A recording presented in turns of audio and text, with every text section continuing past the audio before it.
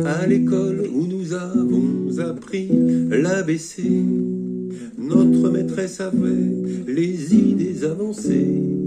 Comme il fut le temps, bien éphémère hélas, où cette bonne fée régna sur notre classe, régna sur notre classe. À l'époque nous étions tous des paresseux, des lévenés, des cancres, des crétins crasseux, en travaillant exclusivement que pour nous.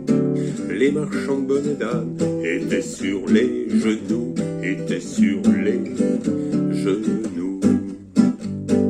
Notre maîtresse avait les idées avancées.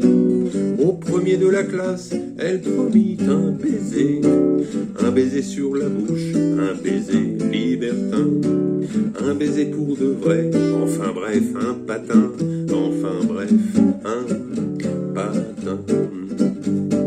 Aux pupitres alors, quelque chose changea. L'école buissonnière n'eut plus jamais un chat.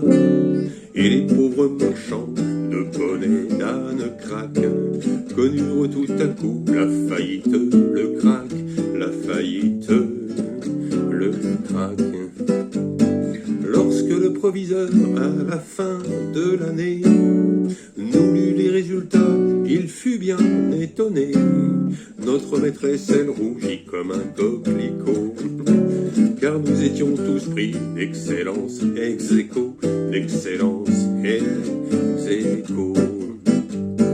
À la récréation, la bonne fée se mit tant devoir de tenir ce qu'elle avait promis. Et comme elle embrassa 40 lauréats, jusqu'à une heure indue, la séance dura, la séance dura. Ce système, bien sûr, ne fut jamais admis par l'imbécile alors, recteur d'académie de l'école en dépit de son beau palmarès.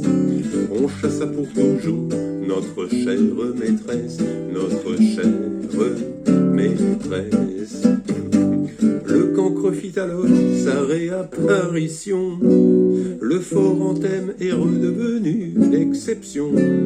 À la fin de l'année suivante, quel fiasco! Nous étions tous derniers de la classe ex aequo, de la classe ex aequo.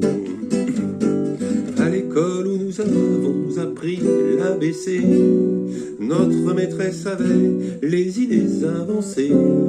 Comme il fut doux le temps, bien éphémère hélas, où cette bonne fée régna sur notre